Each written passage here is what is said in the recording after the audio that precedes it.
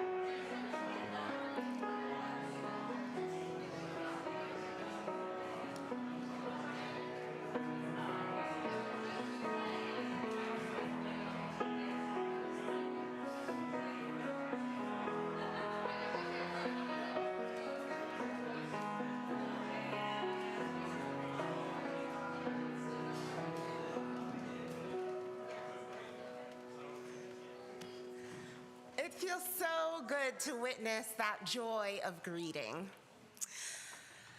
Our welcoming today comes from the Reverend Shari Woodbury, and I'd like to invite you to join me in this welcome. This side of the sanctuary, I invite you to say, "Come in," when I point at you. Try it. Come in.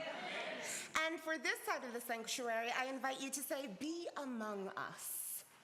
Be among us. Wonderful. To all who are yearning for community. Amen. Be among us. To all who are just getting started, to all who long to go deeper, to all with tender places needing care. Amen. Be among us. To the ones who have healed and have care to give, for those who are curious and hungry to learn, for those who know they have something to teach. Come in. Be among us. For the ones who are just beginning to suspect they might nurture another's becoming, to the young and the old, the innocent and the jaded, the fresh of mind and the deeply steeped, there is room here for each and every one. Come in. Be among us. May it be so. I would like to invite our Reverend Robin to share a yummy message with us. Now I've really got your attention. Good morning, beloved.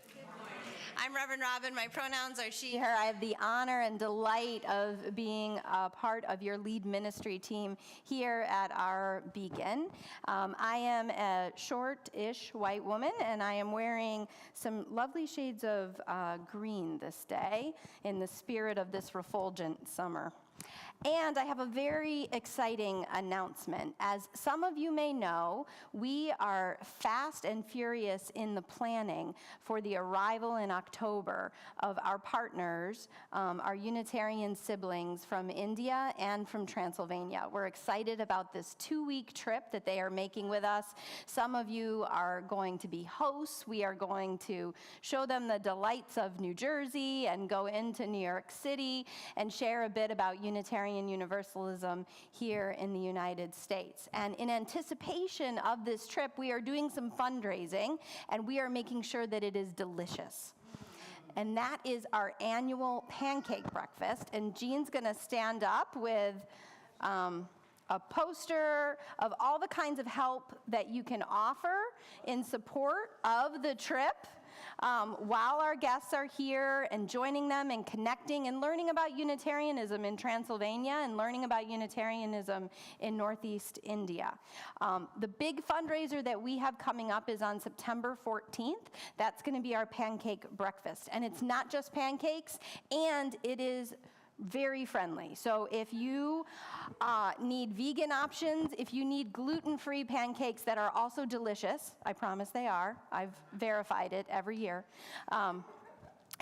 there are delicious options for all kinds of needs. We're going to have 2 seatings, one at 10:30 on that day, and the second is going to be at noon. Tickets are going to be $25 for an adult, $10 for a youth, $5 for children, and then we have a family seating for $50. All of the proceeds from this breakfast are going to go toward our trip in October so that we can be wonderful hosts, really giving our partners the very best of Unitarian Universalism, of Beacon, and of our fair Garden State, New Jersey. So thank you so much.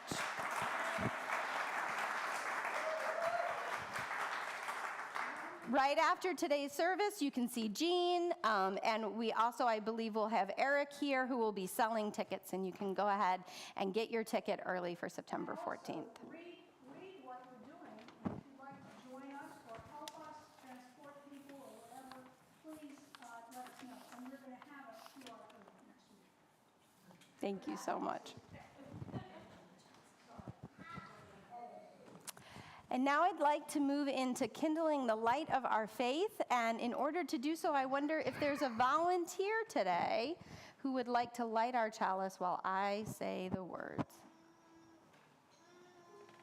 Joelle, thank you.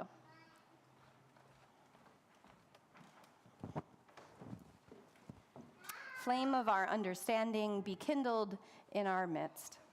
Flame of warmth and invitation, be drawn into steady light now. Flame of truth, of justice, and love, be ignited this day.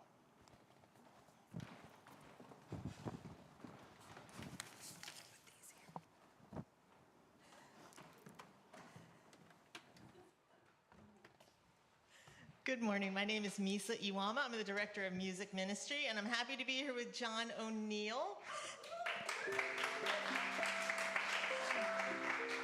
And our first hymn is 361, an old chestnut. Enter, rejoice, and come in.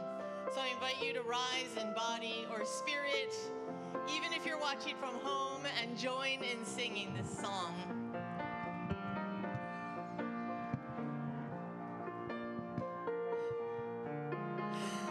Enter, rejoice, and come in.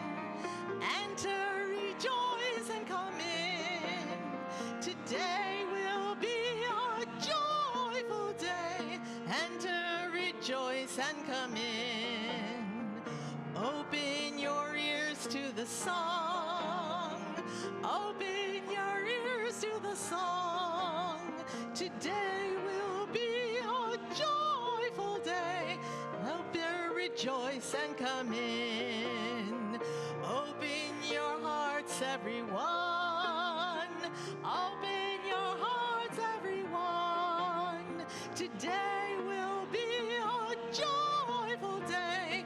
Enter, rejoice, and come in. Don't be afraid of some change. Don't be afraid of some change. Today will be a joyful day. Enter, rejoice, and come in. Enter, rejoice, and come in. Enter, rejoice, and come in. Today will be a joyful day. Enter, rejoice, and come in.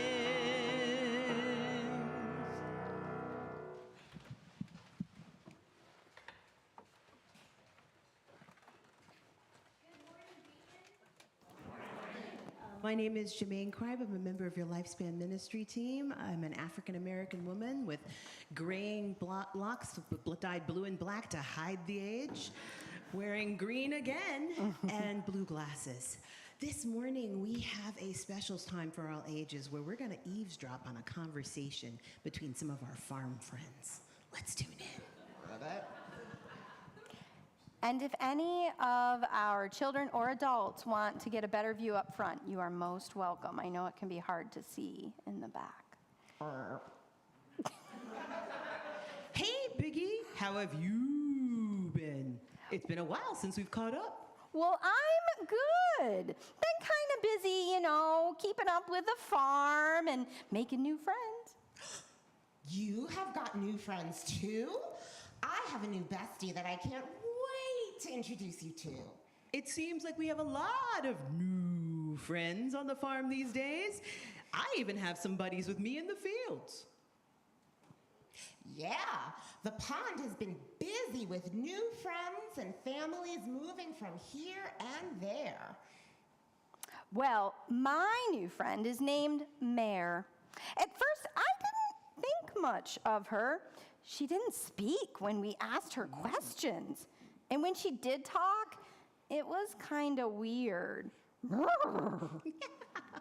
other piggies laughed and didn't want to play our mud soccer game, so she just sat quietly and watched us. I didn't like that she was left out. That's so sad. She's a member of the barn, too. There's no need to flinch her out. Yeah, my parents would never let me get away with leaving someone alone on the lily pad. Well, after a while, I came over and I sat by her. She asked if she could play with me, and I brought over another ball. Mare's long legs were really good at handling that ball, so I asked a couple of the other barn kids to help us form another team so we could all play mud soccer together. Then what happened? Well, it turned out Mare was an ace at soccer. She had played every day at her old farm and was honestly better than most of us. After that, she was accepted as another one of our barn kids and even taught us how to play better. Mare is awesome. She sounds so cool. My new bestie is Duckling. He's quiet like me, Ribbit. We learned how to understand each other by watching the pond, pointing and saying what we saw aloud in our own language. Come to find out that my croaks and his quacks quack weren't so different. He taught me a new language and he learned mine. Wow. Sorry. My buddies say it's his name Dog. They're older and they walk with a limp. They used to just sit and watch us graze in the field, but one day a wolf came and jumped on one of the calves who went too far out in the open field. Dog ran over with a loud woof. And after that little fight, they ran that big bad wolf away. Dog told me they were once a police officer in a big city. They got hurt on the job and had to go to our farmer to live out his retirement. I have never felt safer knowing that Dog is around. Things are so much better, more colorful, when we stop and learn and make space for new friends. I learned that someone new can be a part of a team. I learned that someone new can open my eyes. Ribbit.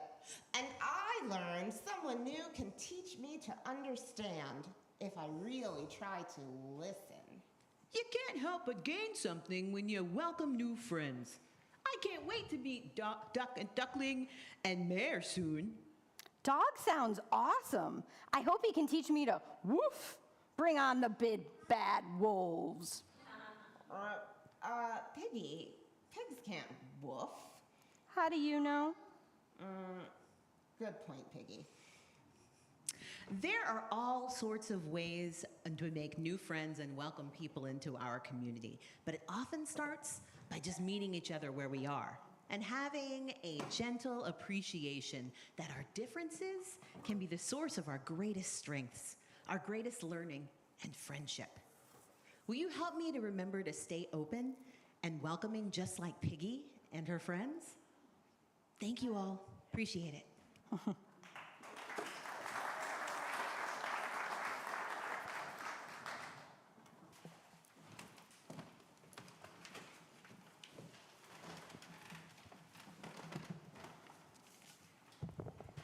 Good morning, everyone. I'm shorter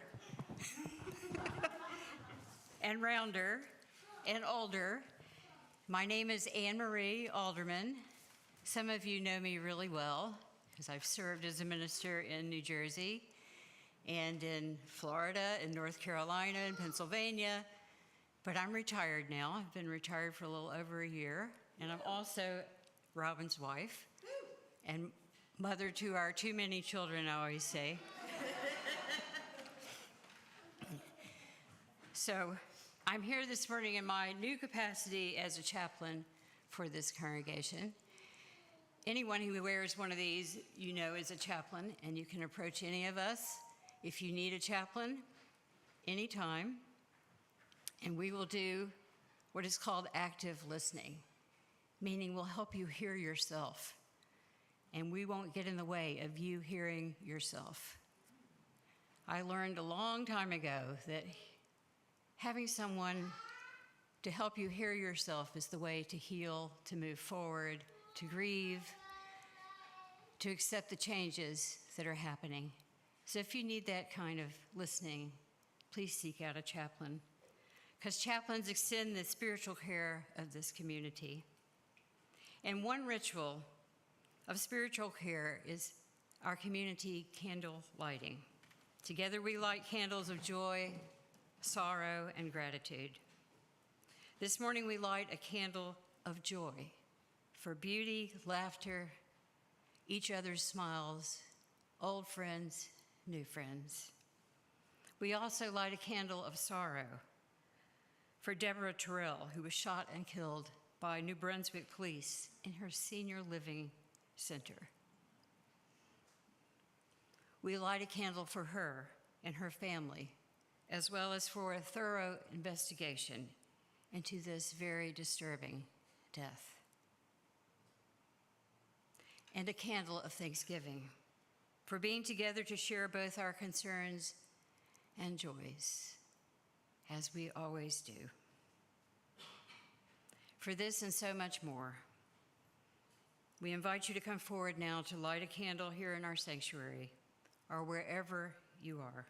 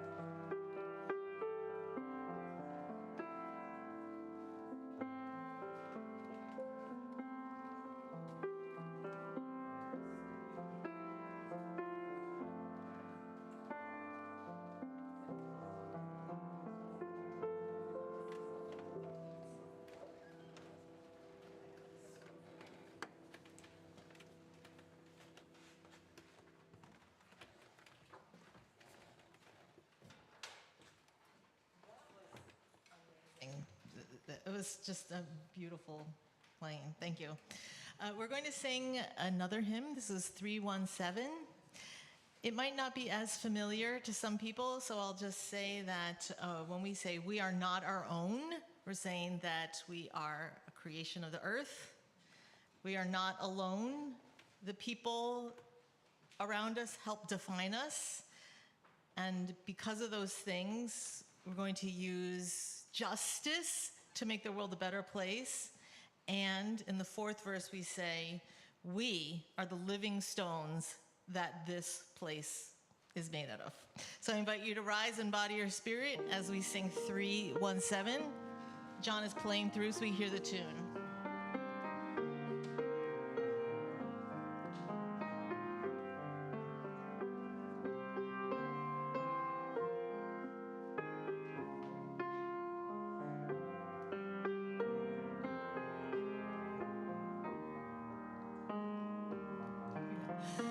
We are not our own, earth forms us, human lives on nature's growing vine, fruit of many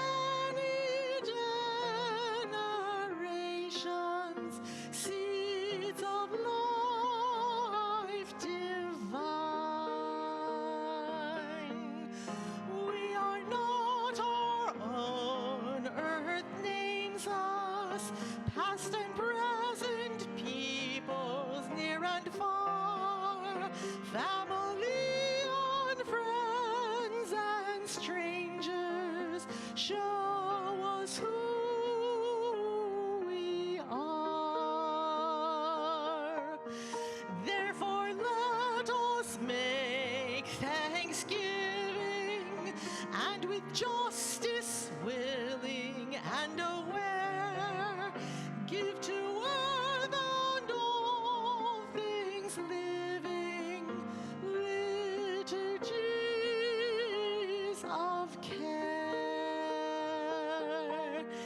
Therefore let us, house of welcome, living stone upholding living stone, gladly showing all our neighbors we are not our own.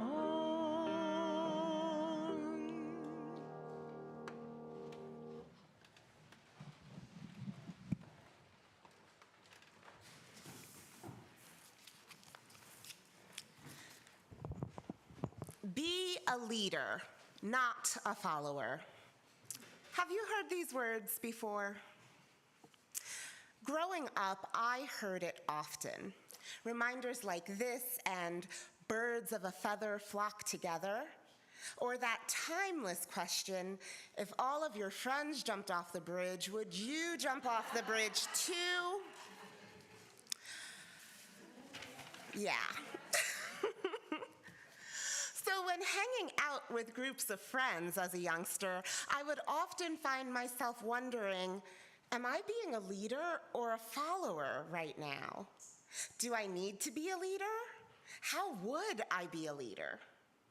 And all we were doing was sitting around and talking and laughing, like Froggy, Pig, and Cow. Did anyone need to be a leader in that moment? Not always. And then there were times that I knew I could not lead. Times when I was way out of my depth. I know nothing about soccer, except that you can't touch the ball with your hands. With friends, I didn't know what they were talking about always, or where we were going or what we would be doing, and so I had to follow them, to learn. And I learned that to be a good leader, you must also be a good follower. One needs to know how to take direction, to listen, to be situationally aware and adapt. Many of the leadership qualities that people acknowledge in me, I've acquired from being a good follower, observer, and listener. I will often attend workshops that I've taken before because I like to learn from the facilitators and their leadership styles. I will often stick around for a conversation I'm familiar with because I want to hear how the minister navigates a conversation, especially those tough questions or opposing views, and especially how they might call someone back into covenant with love. I found that you don't have to shadow a minister to learn these things. These learning opportunities are all around us, even in the mornings before we enter the sanctuary, or like those conversations between Piggy and Frog and Cow. They all had some really great language and tidbits about inviting new friends into their circles, and they knew that once they did, they would have more fun, more color, and more things to learn together too. So I'd like to invite you into that practice with me again today. As you walk out of this sanctuary and down to Beacon Cafe, where we've got lots of yummy treats, I invite you to listen to one another, to hear the questions that are asked and the answers, and invite others into your conversations. But Dana, I'm not an extrovert. I'm not comfortable introducing myself to people or inviting them into conversations. Well, I wouldn't leave you hanging. You may have noticed in the front lobby a small pamphlet billboard, something that we've used here at Beacon for a while, titled Welcoming versus Othering, Basic Intercultural Hospitality. And on this small sheet that you are welcome to take with you down to Beacon Cafe, there are encouragements to say this instead of that.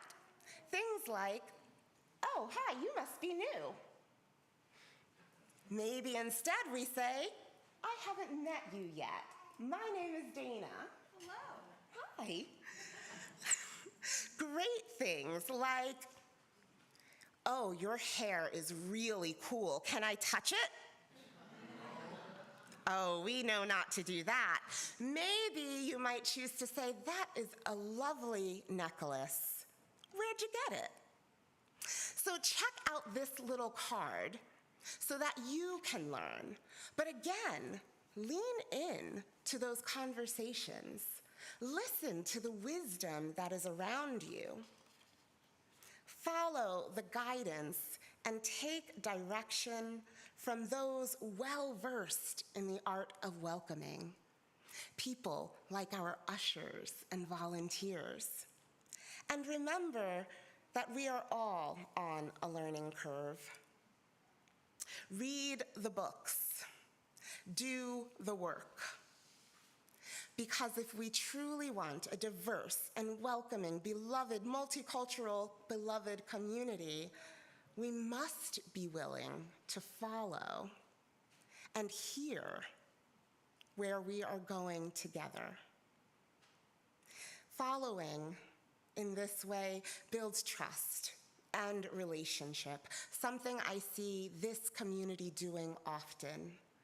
Being willing to follow one another out to a protest, out to a demonstration. These are the commitments that our friends and members make, saying, where you go, I am willing to go. That is the gift of community. Like Misa shared in our lyrics earlier, we sharpen one another. We grow together by learning from one another, and we are not alone.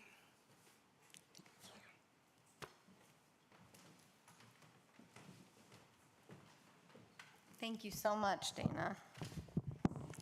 It is good to be with you.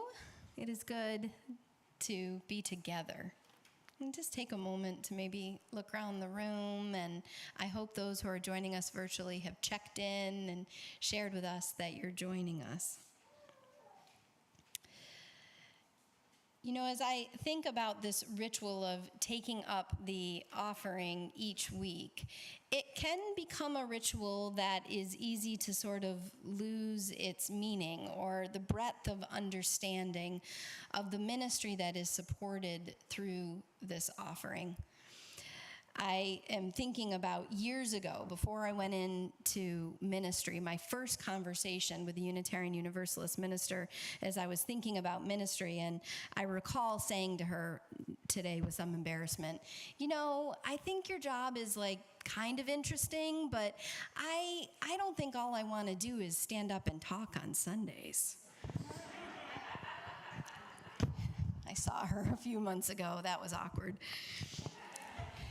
She said, well, we do a little bit more than just that here.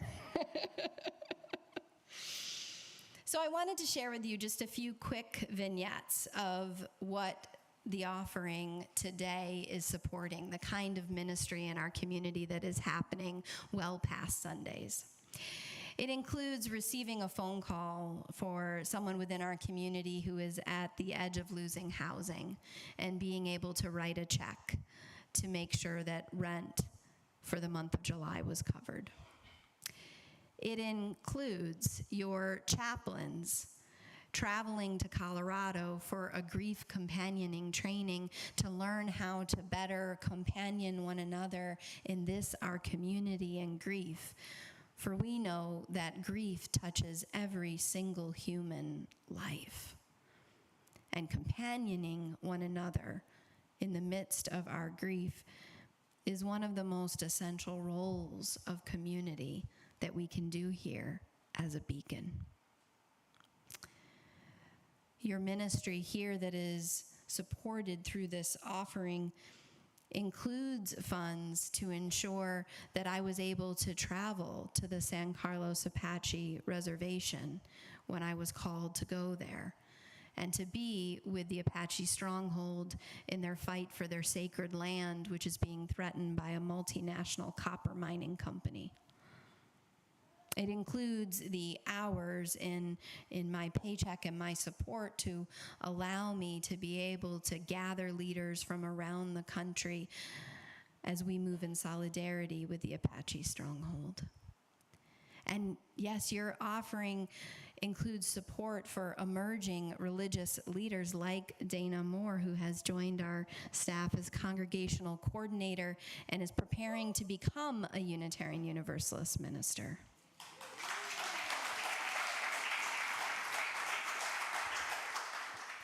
And so, beloved, with an abundance of bearing witness to the fruits of this ministry across these weeks, I've been gone from this pulpit, but not gone from our ministry together. I wanted to bring you that good news, offer you my gratitude, and with that generosity of heart, invite now our offering for the ministry of this congregation.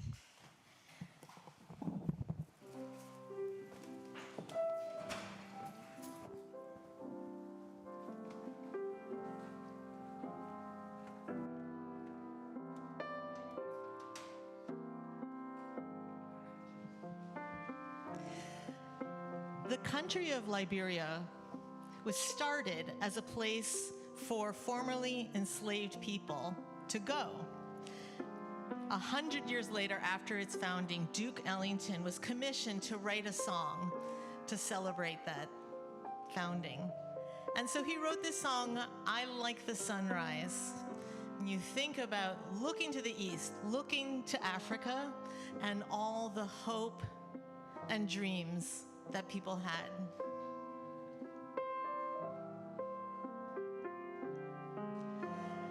I like the sunrise,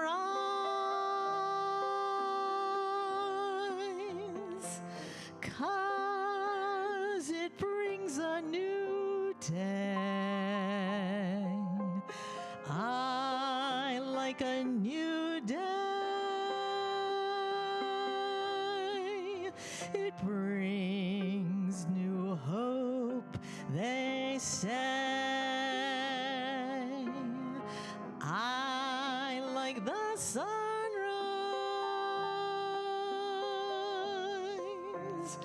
blazing in the new sky. Nighttime is weary.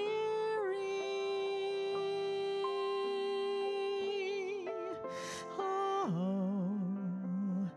and so am I. Every evening I wish upon a star that my brand new bright tomorrow isn't very far. When that heavy blue curtain of night is raised up high, way out of sight, I like the sunrise, so heavenly to see. I like the sunrise.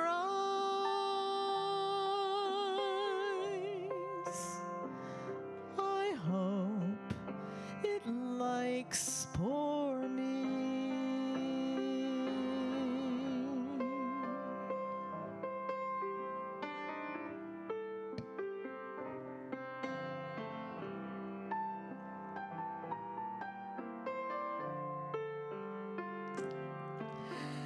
I like the sunrise,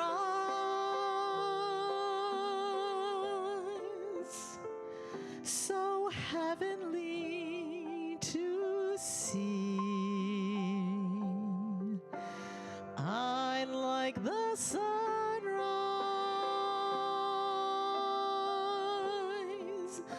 I hope it likes poor me.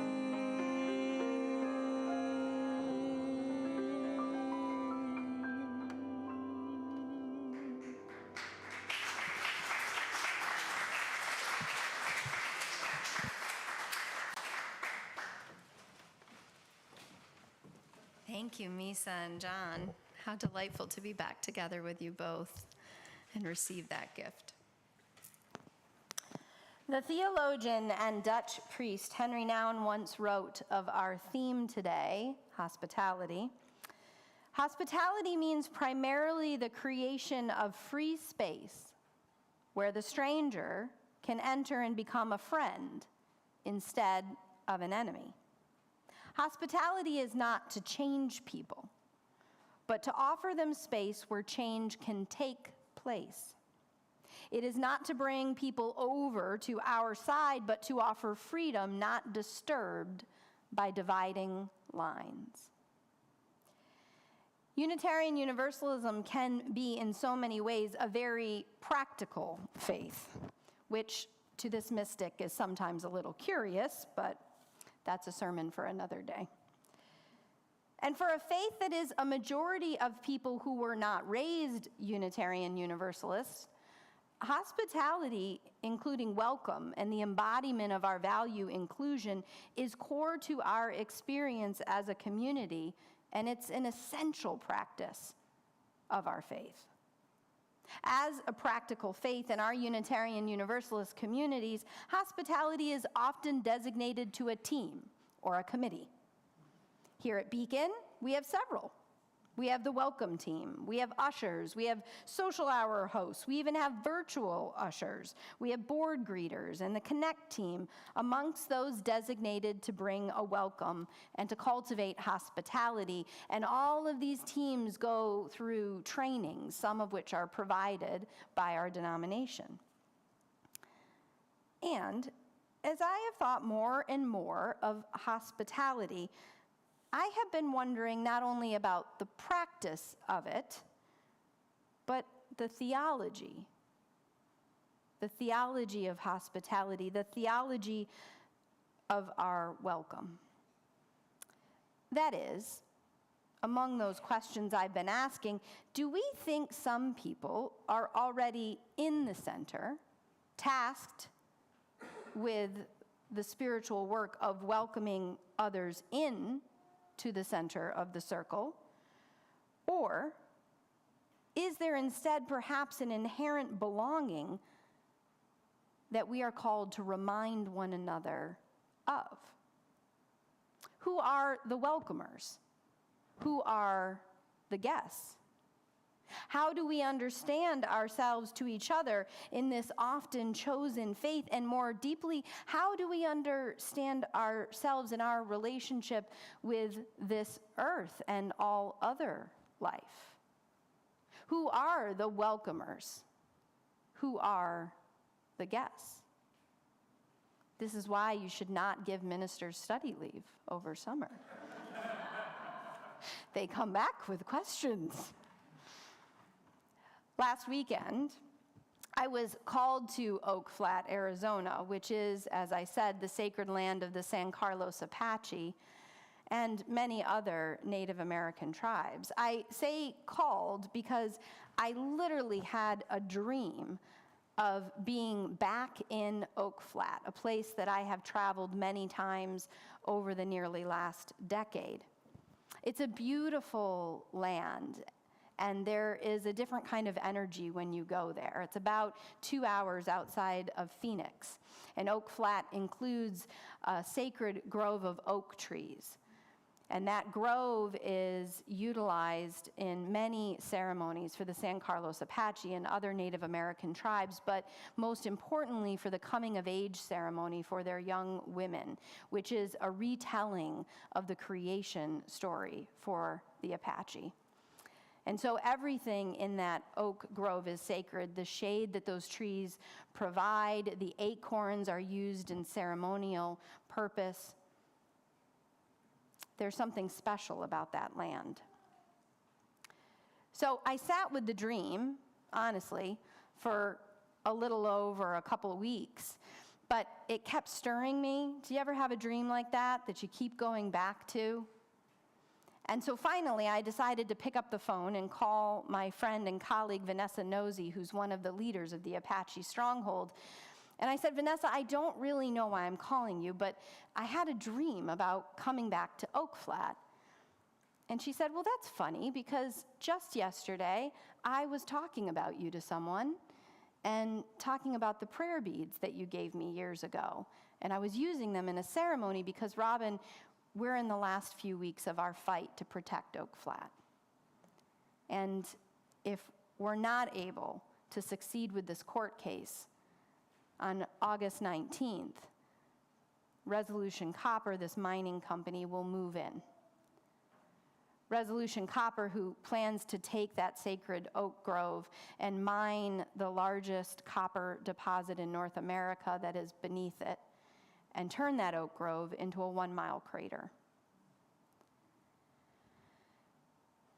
And so Vanessa said, it's not for me to tell you to come to Oak Flat or not come to Oak Flat, but I would say if you're having a dream about coming to Oak Flat, you should come now. So I did. I traveled with my colleague, Reverend Leslie Takahashi from California, and it just happened to be the weekend we were there was a coming of age ceremony for one of the young women.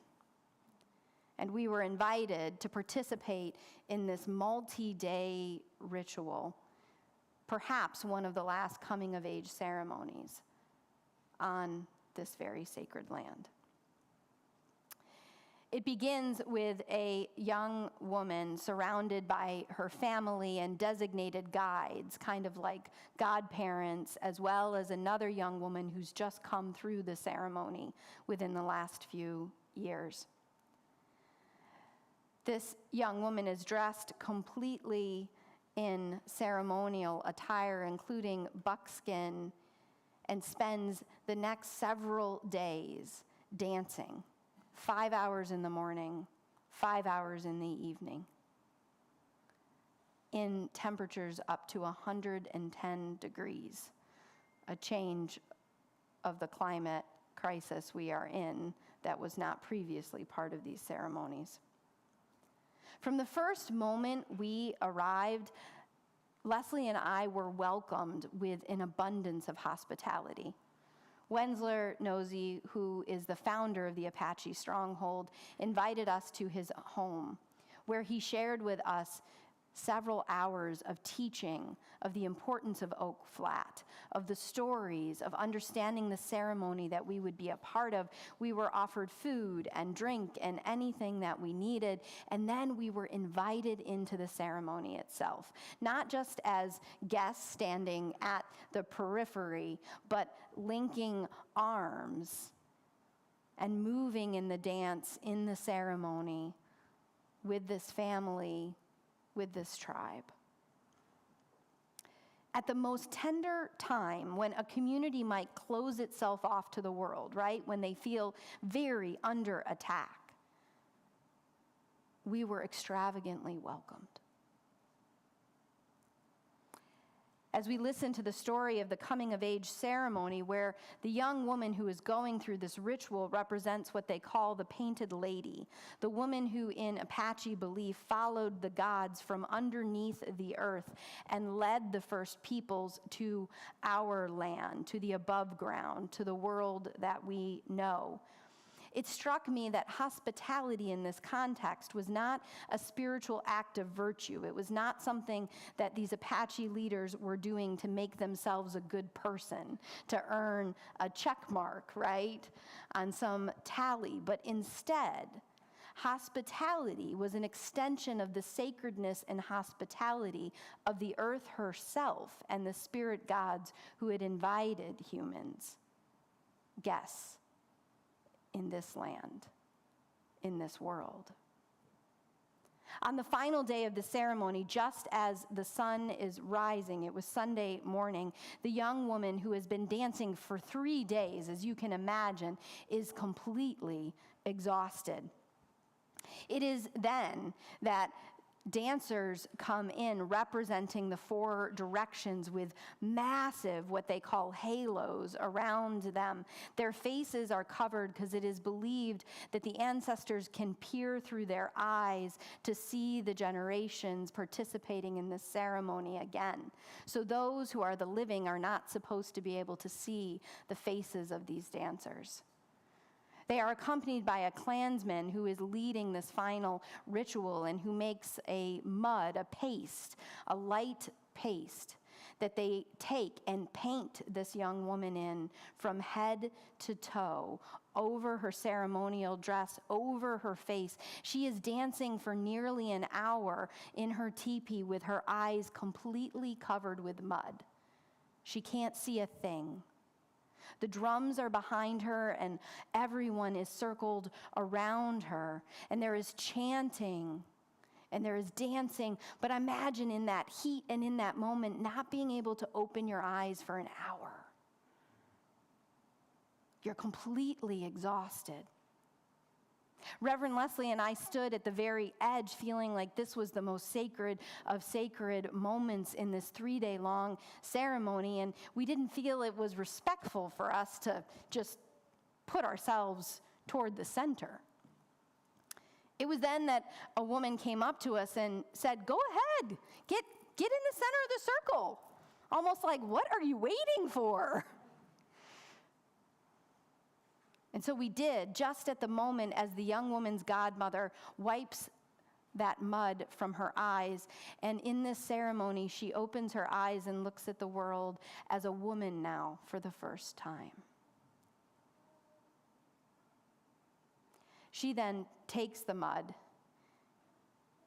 and takes what looks like horsehair and blesses everyone in the circle with it. We were covered with little bits of fleck of this blessing.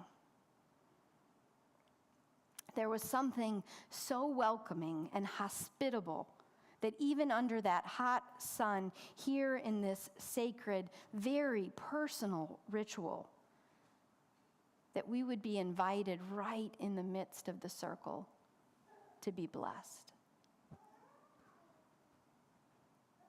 What if our hospitality is not a virtuous act earning us a reward in another world, but is a spiritual act of congruence with our condition in this world, which may well be the only world we have.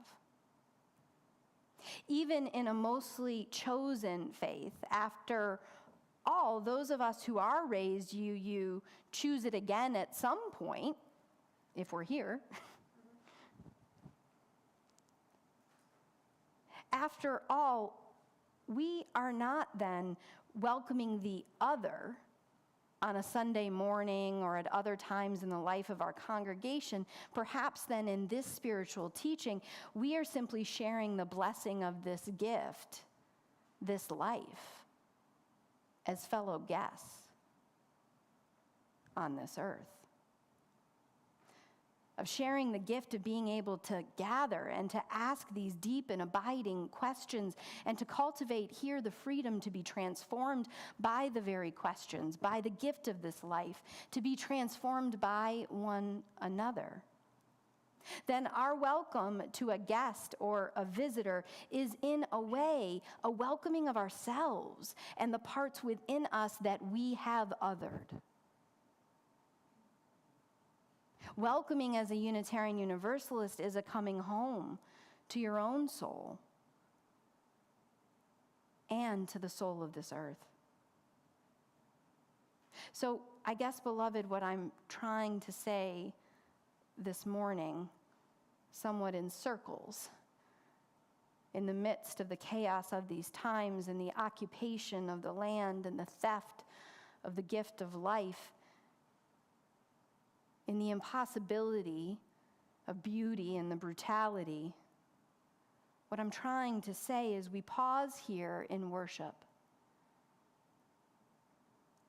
to recognize the wonderful, yet in the weary, the beautiful in the midst of the brutal, and the enduring in all that is ending. That is, I say to you and to all the parts of my own soul that I have banished at times, I say in a deep and meaningful and faithful way this day, welcome home, beloved. It is indeed good to be with you. Welcome. Welcome home.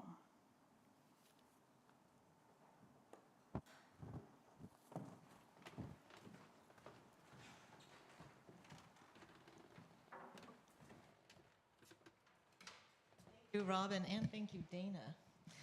It is so good to be back here with everyone, and we're going to end by singing Where You Go, I Will Go by Shoshana Jedwab. So I invite you to rise in spirit or in body as we sing together this song about going together.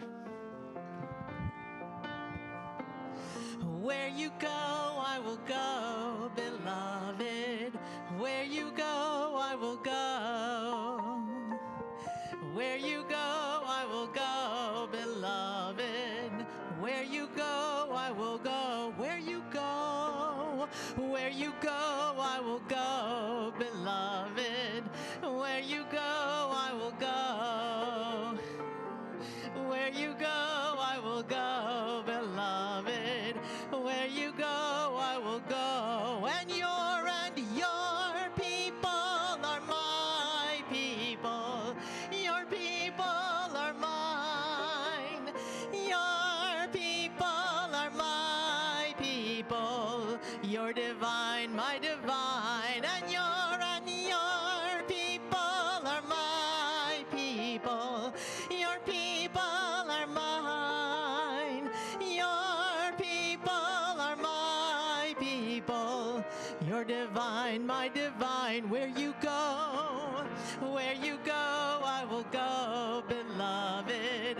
Where you go, I will go. Where you go, I will go, beloved. Where you go, I will go. And your people are my people. Your people are mine. Your people are my people. You're divine, my divine. You're divine. divine. You're divine, my divine. You're divine. You're divine, my divine.